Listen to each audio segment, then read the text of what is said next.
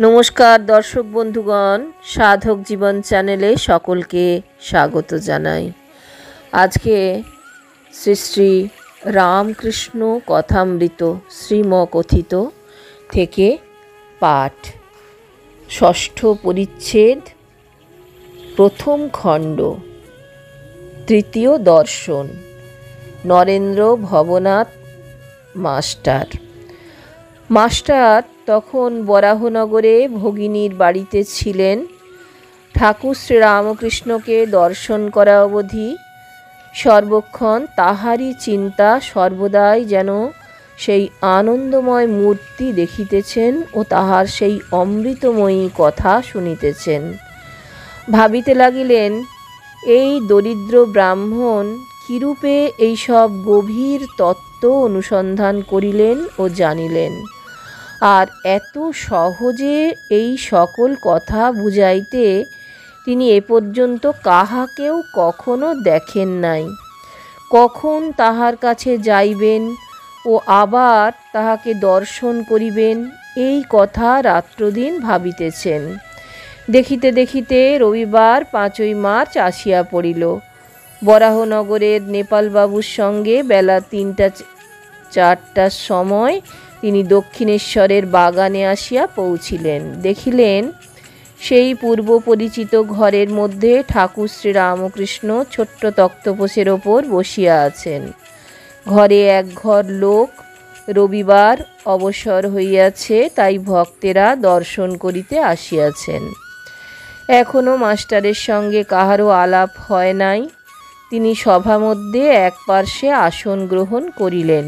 দেখিলেন, ভক্ত সঙ্গে সহাস্য বদনে ঠাকুর কথা কহিতেছেন। একটি 49 বর্ষ বয়স্ক ছোকরাকে উদ্দেশ্য করিয়া ও তাহার দিকে তাকাইয়া ঠাকুর যেন কত আনন্দিত হইয়া অনেক কথা বলিতেছিলেন। ছেলেটির নাম নরেন্দ্র। কলেজে পড়েন ও সাধারণ ব্রাহ্ম সমাজে যাতায়াত করেন। কথাগুলি তেজ ও পরিপূর্ণ, চক্ষু দুটি উজ্জ্বল, ভক্তের চেহারা। মাস্টার অনুমানে বুঝিলেন যে কথাটি বিষয়াসক্ত সংসারী ব্যক্তির সম্বন্ধে হইতেছিল। যারা কেবল ঈশ্বর ঈশ্বর করে, ধর্ম ধর্ম করে, তাদের এই সকল ব্যক্তিরা নিন্দা করে। আর সংসারে কত দুষ্ট লোক আছে, তাদের সঙ্গে কিরূপে ব্যবহার করা উচিত, এসব কথা হইতেছে। শ্রীরামকৃষ্ণ নরেন্দ্রের প্রতি: নরেন্দ্র, তুই কি বলিস? সংসারী লোকেরা কত কি বলে, কিন্তু দেখ, হাতি যখন চলে যায়, পেছনে কত জানোয়ার কত রকম চিৎকার করে, কিন্তু হাতি ফিরেও চায় না। তোকে যদি কেউ নিন্দা করে, তুই কি মনে করবি? নরেন্দ্র: আমি মনে করব কুকুর ঘেউ ঘেউ করছে। শ্রীরামকৃষ্ণ সহাস্যে: না রে, অত দূর নয়। সকলের হাস্য। ঈশ্বর সর্বভূতে আছেন, তবে ভালো লোকের সঙ্গে মাখামাখি চলে, মন্দ লোকের কাছ থেকে তফাতে থাকতে হয়।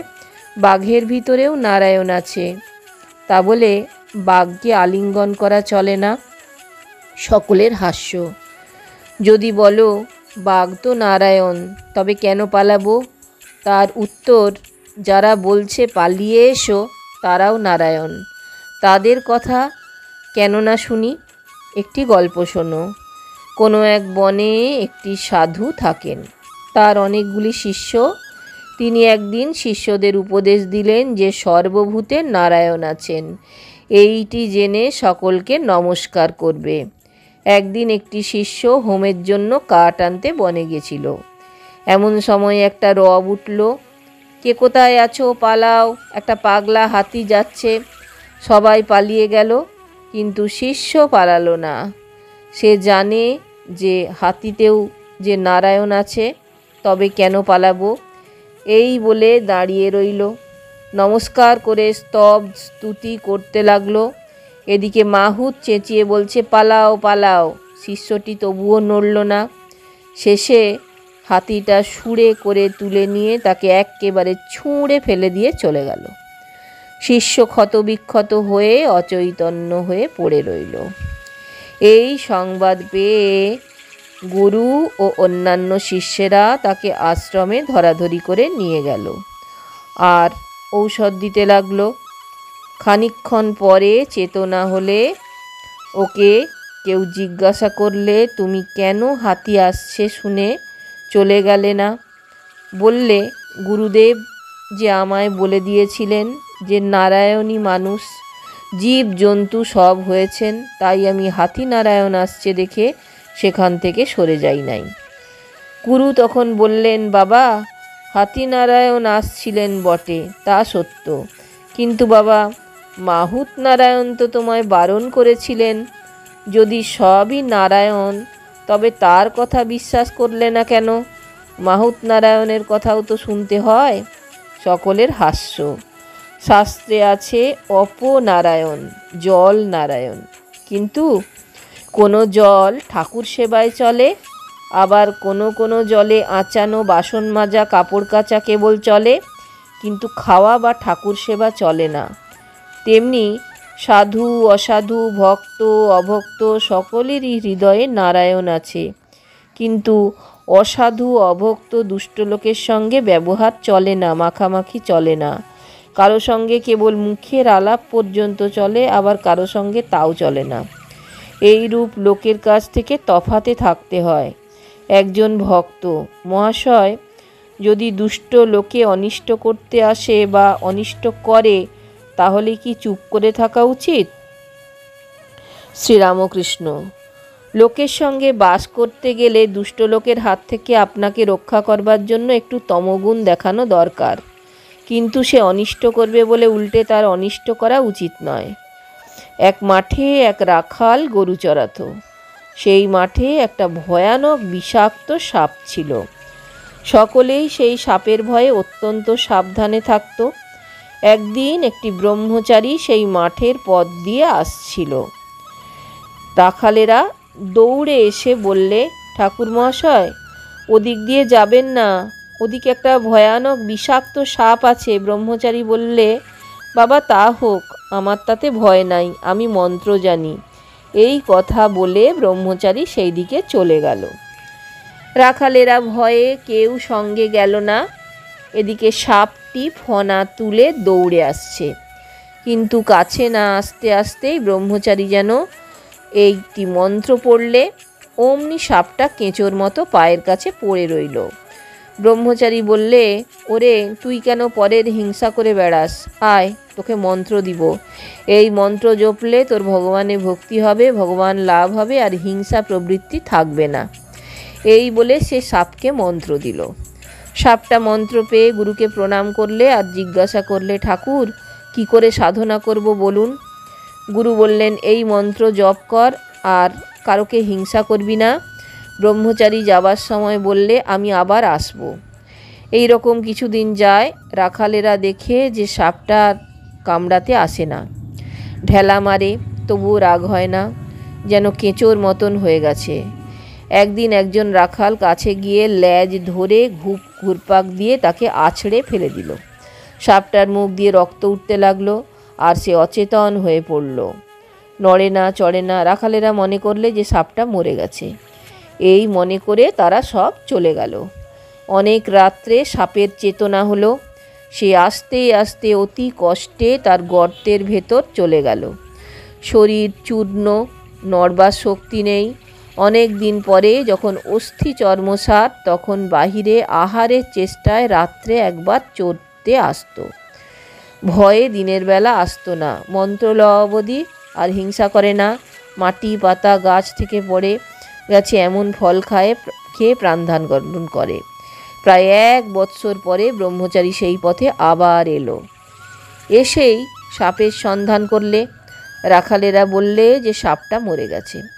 ব্রহ্মচারীর কিন্তু ও কথা বিশ্বাস হলো না। সে জানে যে মন্ত্র নিয়েছে তা সাধন না হলে দেহত্যাগ হবে না। খুঁজে খুঁজে সেই দিকে তার দেওয়া নাম ধরে ডাকতে লাগলো। সে গুরুদেবের আওয়াজ শুনে গর্ত থেকে বেরিয়ে এলো ও খুব ভক্তিভাবে প্রণাম করলে। ব্রহ্মচারী জিজ্ঞাসা করলে, তুই কেমন আছিস? সে বললে, আজ্ঞে ভালো আছি। ব্রহ্মচারী বললে, তবে তুই কত রোগা হয়ে গেছিস কেন? সাপ বললে, ঠাকুর আপনি আদেশ করেছেন কারো হিংসা করো না, তাই পাতাটা ফলটা খাই বলে বোধহয় রোগা হয়ে গেছি। ওর সত্ত্বগুণ হয়েছে কি না তাই কারো ওপর ক্রোধ নাই। সে ভুলেই গেছিল যে রাখালেরা মেরে ফেলবার জোগাড় করেছিল। ব্রহ্মচারী বললে, শুধু না খাওয়ার দরুন এরূপ অবস্থা হয় না, অবশ্য আরও কারণ আছে, ভেবে দেখ। সাপটার মনে পড়ল যে রাখালেরা আছাড় মেরেছিল। তখন সে বললে, ঠাকুর, মনে পড়েছে, রাখালেরা আমাকে একবার আছাড় মেরেছিল। তারা অজ্ঞান, জানে না যে আমার মনের কি অবস্থা।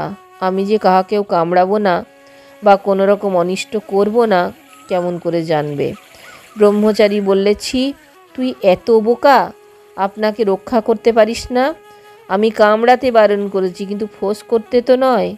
ফোঁস করে তাদের ভয় দেখাস নাই কেন? দুষ্ট লোকের কাছে ফোঁস করে তাদের ভয় দেখাতে হয়, পাছে অনিষ্ট করে। তাদের গায়ে বিষ ঢালতে নেই, অনিষ্ট করতে নেই। ঈশ্বরের সৃষ্টিতে নানা রকম জীব জন্তু গাছপালা আছে। জানোয়ারের মধ্যে ভালো আছে, মন্দ আছে। বাঘের মতো হিংস্র জন্তু আছে। গাছের মধ্যে অমৃতের ন্যায় ফল হয় এমন আছে, আবার বিষ ফলও আছে। তেমনি মানুষের মধ্যেও ভালো আছে, মন্দ আছে, সাধু আছে, অসাধু আছে, সংসারী জীব আছে, আবার ভক্তও আছে। দর্শক বন্ধুগণ, শ্রী শ্রী ঠাকুর মা স্বামীজির চরণে আমার প্রণাম জানিয়ে সমাপ্ত করি শ্রী শ্রী রামকৃষ্ণ কথামৃত। সকলকে অজস্র ধন্যবাদ চ্যানেলে আসবার জন্য এবং সঙ্গ দেবার জন্য। শীঘ্রই ফিরে আসছি পরবর্তী পর্বে। যদি ভালো লাগে তাহলে অবশ্যই চ্যানেলটা সাবস্ক্রাইব করে পাশে থাকবেন।